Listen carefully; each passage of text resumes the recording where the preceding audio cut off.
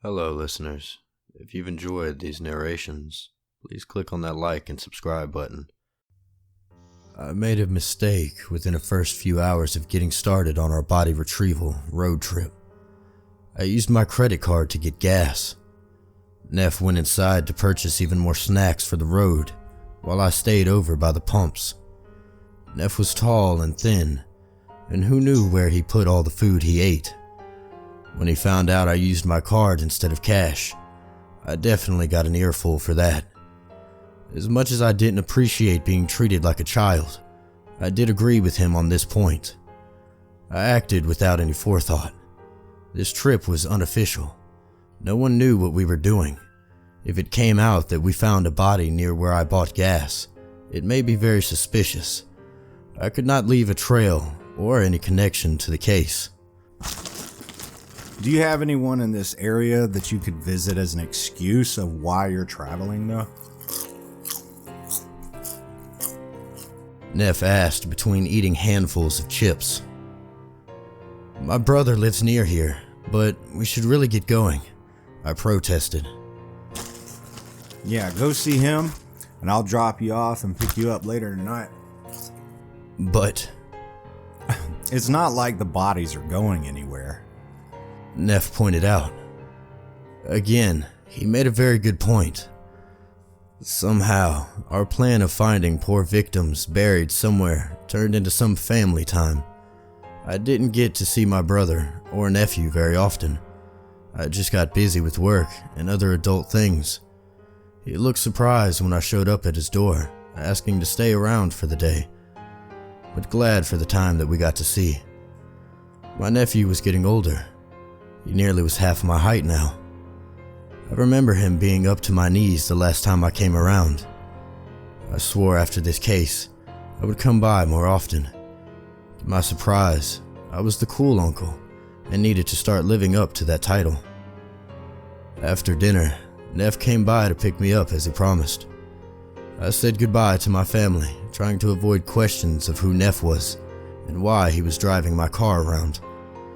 Thank God we kept the zombie in the trunk. I could never explain my way out of that one.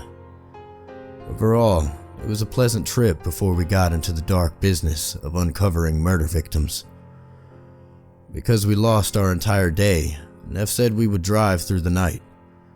We could stay awake for 3 days straight if need be. It was either a Necromancer thing or all the sugar from the snacks he ate. Sleeping next to him was something I was not keen on at all.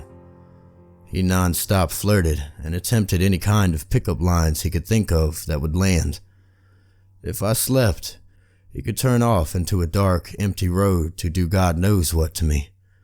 He noticed how hard I was trying to stay awake as the night wore on. Turning his weird music off, he glanced over at me. When night fell, he takes off his glasses, red eyes showing. I didn't ask again, but I wasn't sure if those were actually colored contacts. I'm not gonna do anything to you while you sleep. I like a challenge, and a sleeping target is no fun. We'll be hiking into the woods to find some bodies, so you need to make sure you get some rest. I really wanted to trust him. I still felt like it wasn't entirely safe though. No matter how I felt, I wasn't gonna be able to stay awake forever. I finally gave in, praying he would keep his word. Pulling my jacket over my shoulders, I adjusted my seat, trying to stretch out a little to attempt to get some sleep. I suddenly envied my brother's talent for napping anywhere. Maybe when you become a parent, you just gain that skill. My eyes were closed for what felt like hours, but it must have only been for a few minutes.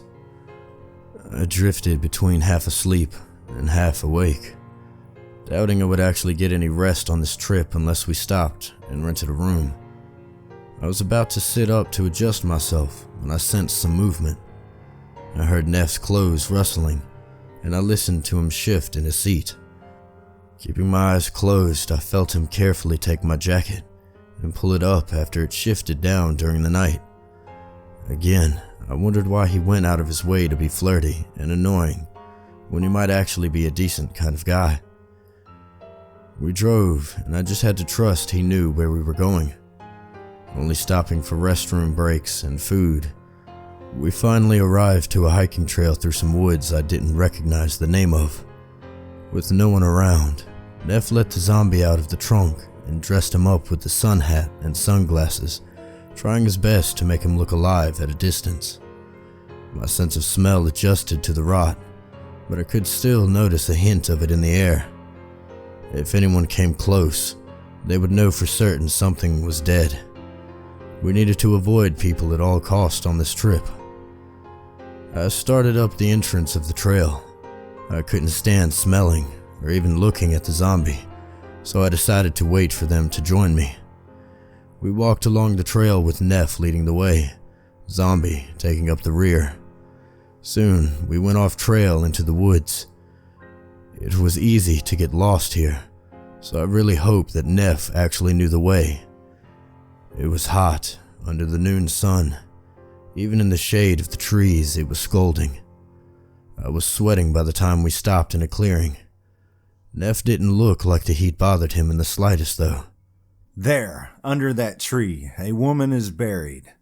Being so close, I'm able to dig into his memories. He thinks her name is Jenny. You don't want to know how she was killed. Neff told me, never taking his eyes off of the tree before us. Yellow wild flowers grew at the base of the tree. Someone had scratched an X in the bark years ago. It was faint, but I could still see it. I guess the murderer marked the tree in case he needed to dig up the body for some reason. Alright, let's contact the local department and get them out here, I said, trying to keep the sweat out of my eyes. Neff looked at me then. Even with the sunglasses covering most of his face, I could tell he looked disappointed in me. Moore, you're so handsome, but so dumb at the same time. Neff reached out and took my face with both hands, as if keeping my head still would make his point sink in deeper. I pulled my face away, annoyed. We had a body right in front of us. Why wouldn't we just contact the local police department to come and find her? What's your plan then? Raise her from the dead and walk her over to the cops? I asked, letting my annoyance seep into my voice. No, that would be even dumber. Listen. How are you going to get the cops over here? Call and say that there's a body under this tree? Do you really think they would drop everything to come out here? And let's say they do listen. They are going to find the person who called in the tip. Neff explained.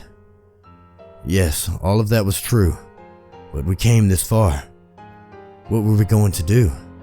We needed to somehow make the police aware of this poor girl. Alright, what's your plan then? I asked, wanting to know if Neff had a way to solve our problem. A bright light suddenly blinded me when I looked back at him. When he didn't answer for a moment, I looked at the unmarked grave decorated with flowers. When my head turned back, a flash and a click of a camera made me stumble back. When my eyesight returned, Neff was holding a Polaroid camera in his hand. He was shaking the photo he'd just taken of my startled face. His duffel bag was hanging from his shoulder, so he must have gotten the camera from there. We uncover her, take a photo, and send it in to the cops along with the location written on the back of the photo as proof. He told me, hiding the photo he'd taken of me away before I could snatch it. What about our fingerprints? I asked him, following his line of thoughts. I don't have any. This film was purchased before you were born, and the record's lost in a fire. They're not going to track down where I am or where it came from. Well, what about handwriting then? They can figure out things based on that. I was a detective, but I will admit, a very green one. I hadn't been on many cases aside from simple robberies and drug busts. I only assisted in one murder before. I hate to admit it, but Neff might know more about my line of work. He silently took a notebook out from his backpack with a ballpoint pen. After a few minutes, he lifted the book up to let me see what he was writing. In block letters that looked as if they were typed on a computer was, "I like your butt." I punched his shoulder. He proved his point. If I didn't watch him write it, I would have assumed it came from a printer. With all that settled, the only thing left was to dig. The zombie that followed behind us was holding a shovel. I hadn't looked at his direction until that point. The Necromancer thought of this plan way more than I did. I was certain this wasn't Neff's first time tracking down bodies. Taking the shovel, I went over to the marked tree, and I tried to avoid digging up as few flowers as possible.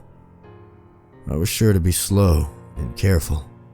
There was no telling how far down she was buried. The last thing I wanted to do was actually damage her body. The entire thing just felt wrong. It was just so wrong. I was digging up a dead body, a poor victim that had loved ones, family waiting on her. I wasn't doing it the proper way. I feared my meddling may ruin chances of officers gathering evidence of who killed her. Then again, if we didn't do this, she may never be found. The day wore on as I dug slowly. I was drenched in sweat and needed to accept a bottle of water from the zombie by this point. Neff was just resting under the tree. His sunglasses on, it appeared he was sleeping. Necromancers never dug their own graves after all. After hours of work, I was in mid-swing of the shovel when I heard his voice. Stop! I froze, looking up to see Neff looking down at me. He reached over, taking the back of my shirt and lifting me out of the small hole on the grass. I had forgotten how strong this beanpole of a man was. He carefully got into the grave I dug, crouching down and starting to brush the dirt away.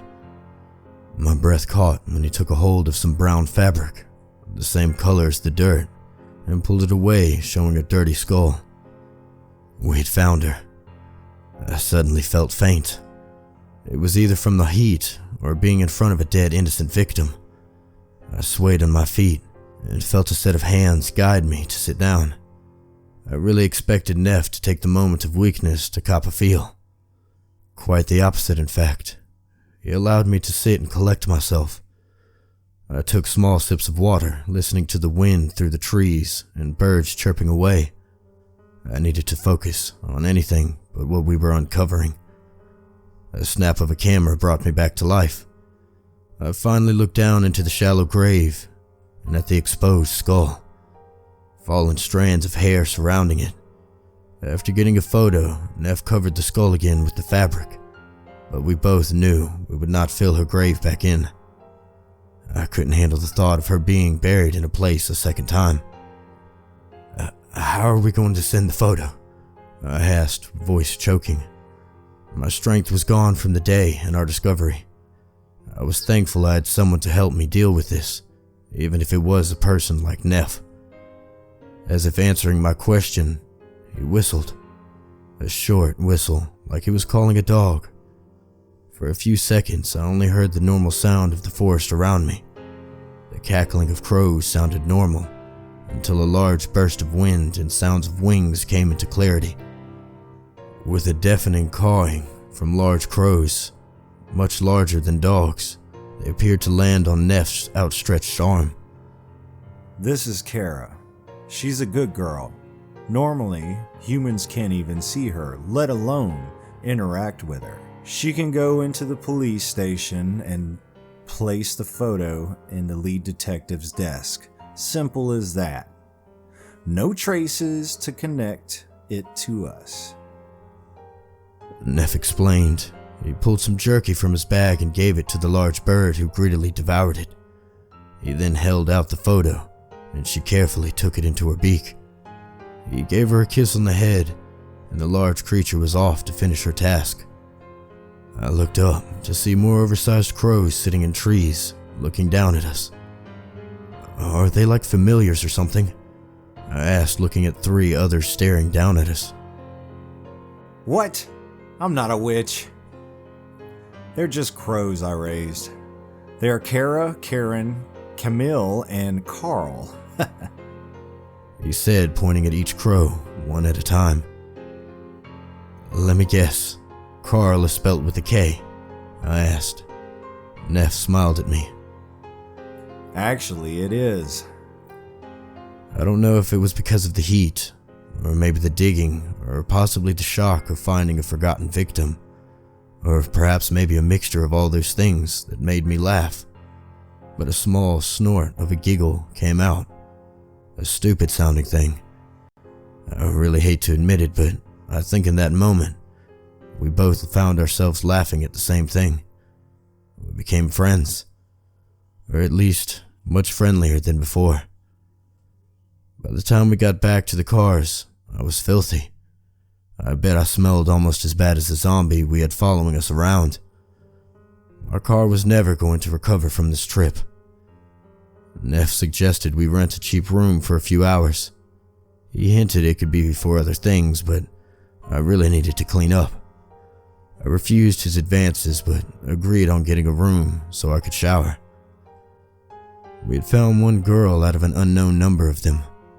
Mary, the one who started me down this rabbit hole, was still out there somewhere. Even if I had to quit my job, I swore that I would find her. We only stayed at the small rundown motel for a few hours. Neff paid, and I wondered how he had that much money. I doubted necromancy was a well-paying job when he did gigs like this for dinner dates. Fearing his answer, I didn't even ask. I just got cleaned up and a little rested and ready to get going. While I took a nap, Neff went out with my car. He informed me he had saw some fresh roadkill that he had to collect. As long as he didn't put it in the back seat of my car, I didn't really care too much. The trunk, already a lost cause smelling like death. Before the sun was rising, we left. Hot on the trail of our second victim, my hopes were high that day. Hiking through the woods, we found the grave in front of a fallen log a few hours after sunrise. It was already getting hot, and I'd gotten a few bug bites from my troubles, but I still kept at it and started to dig. The digging didn't last very long. I was only a few feet deep when Neff stopped me. I moved away, letting him get down on his knees to sift through the dirt with his long, thin fingers. Finally, he brought up a piece of bone I assumed to be her rib. My heart dropped. Again, I was not thinking ahead. I didn't know what we would do if the body was in pieces. This was the forest after all. Any sort of animals could have gotten to her before us. Plus, she had been buried for over 20 years. It was a miracle we found her body at all in such a good condition. Neff kept looking through the dirt. He only found a few more pieces of bone though. Only enough to fit in one hand. Not enough to identify who she was though. Can our zombie find the rest of her maybe? I asked, sitting on the rotting log, watching Neff stand up with a small amount of bone fragments in his hand. No, he can only bring us to where he buried her. What about you then? Can you sense death or dead bodies? Something like that? I asked hopefully. It seemed like Neff could sense whenever I was just about to uncover some bone. So maybe he knew a spell or something that could track whatever remained of her. I can, but I can't find her. She's been scattered throughout the woods and eaten by animals. Such small pieces are hard to sense without the other traces of death being around. A dead deer would be a bigger source of death and would overpower her bones if they were close by. I'm afraid this is all we're going to find of her. He explained using a rare, serious tone. But, I said, standing up, desperate to try and think of anything else. I couldn't accept we were so close, and yet wasn't able to give closure to her loved ones. Isn't there anything we can use? Magic or supernatural tracking dogs? What about your crows? I pleaded. He just shook his head, then looked over at me as if an idea had came to him. Dogs? Well, actually, if they were in the area, I think this could work. I'm not promising anything though. If I call in a favor, I could get us a better chance of finding more pieces of this girl. Again, no promises. I'm not saying we'll find enough for DNA or something like that, but it's worth a shot. Also, it's gonna cost you. I was hot and tired and didn't feel like dealing with him. Whatever the cost was, it would be worth finding out who those bone fragments belonged to. You need to put out on the first date, Neff said quickly. Absolutely not, I shot back with no hesitation. Fine, a goodnight kiss. Not on your life. Come on, let me put my hand on your thigh during a movie. I'll hold your hand while walking into the theater, but we're still watching the movie with a seat between us. Deal! If we didn't end this trip soon, I was either going to kill him or myself. Getting out of the woods was a bit hard, with some families deciding to take a hike. They smelled our zombie trailing behind us. I feared someone would go off the trail looking for the source. Neff guided us out of the woods, off the trail and away from the people.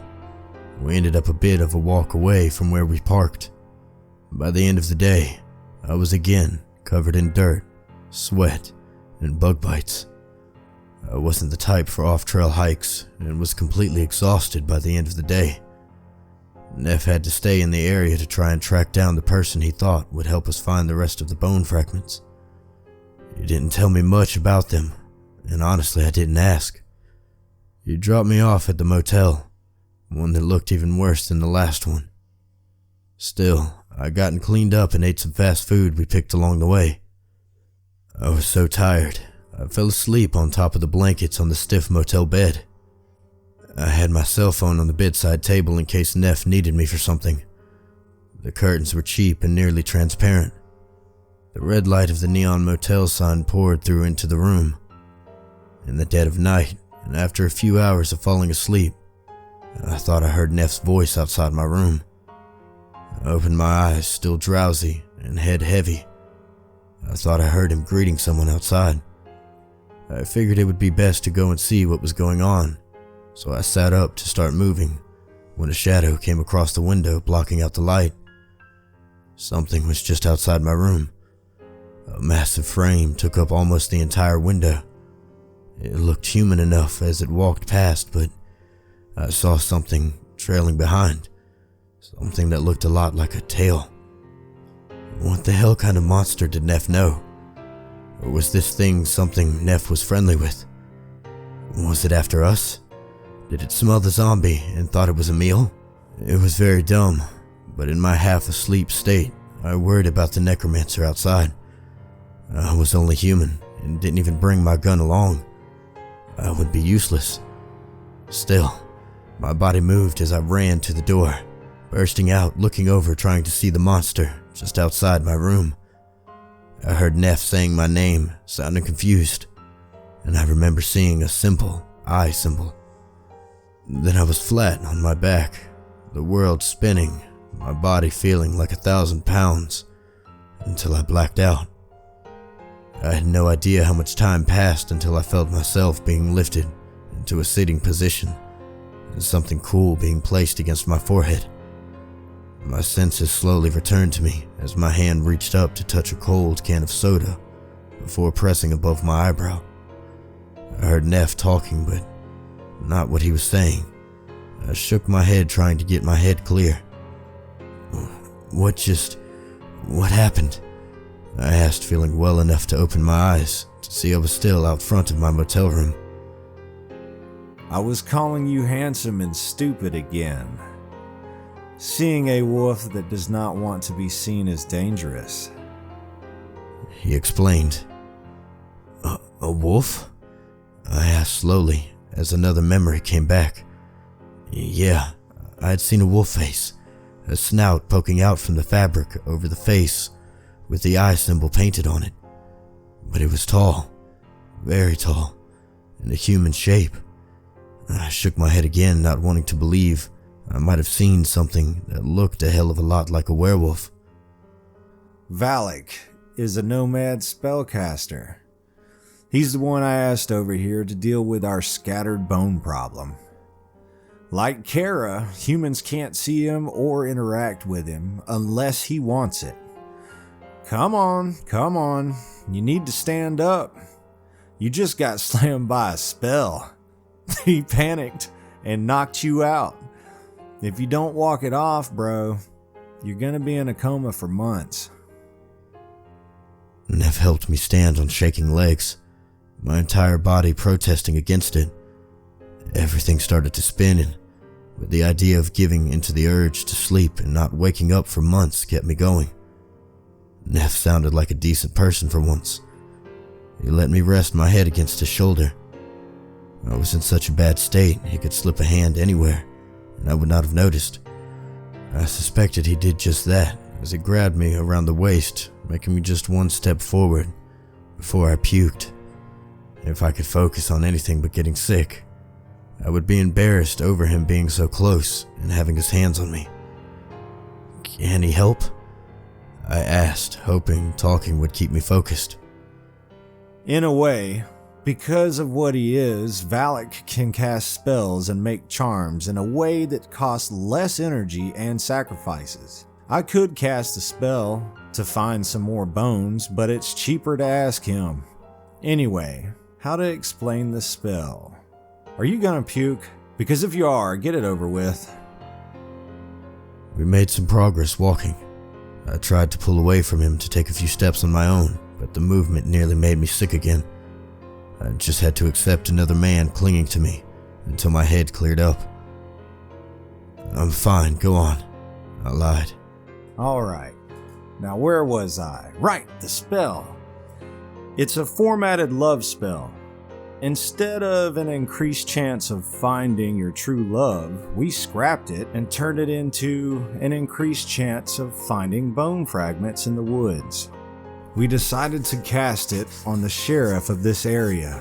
Then, Valak is going to cause havoc in the woods. The sheriff shows up and finds some bone fragments. It's out of our hands from there. The spell only increases the odds of finding the fragments by so much, and we can't cast the same spell twice. Even with magic, there is only but so much you can do. By the time we reached the office, I was feeling much better and could support myself again. I pulled away from Neff, but didn't trust walking on my own just yet. I felt like I had the world's worst hangover, and got hit by a truck all at the same time. Still, I had enough sense to realize Neff was doing a lot for me. He used his connections, and went well out of his way to find parts of a woman he didn't care about. And for what? Hanging out with someone who really didn't want to hang out with him? How was this all worth it for him? Thank you for what you're doing, I said, pressing the cool can of soda against my forehead again, hoping it would help. A kiss would be better, he said, crossing his arms. Yeah, sure, whatever. I felt so sick in the moment, I really didn't care. I doubted I would even remember half of that night if I could recover from whatever Valak hit me with. Neff's face lit up, taking me completely serious. I felt both his hands grab my shoulders. The dumbass actually was trying to take advantage of me. I almost felt bad for him, because the movement of him suddenly grabbing me shook my head so badly. I lost my dinner all over the front of his shirt. Neither of us spoke as he helped me get back to my room while covered in my dinner. I think he helped me get cleaned up a little, but my memory's a little hazy, at best after puking all over him. I woke up the next day wearing a new shirt, with the same jeans as the night before. I still felt like utter garbage, but could manage getting out of bed. When I saw Neff at the car, he didn't speak to me. He just got into the driver's side, ready to get moving to find the next body. I was perfectly alright with the silent treatment, and never wanted to talk about what happened to the night before. We set forth in silence, in search for the next body.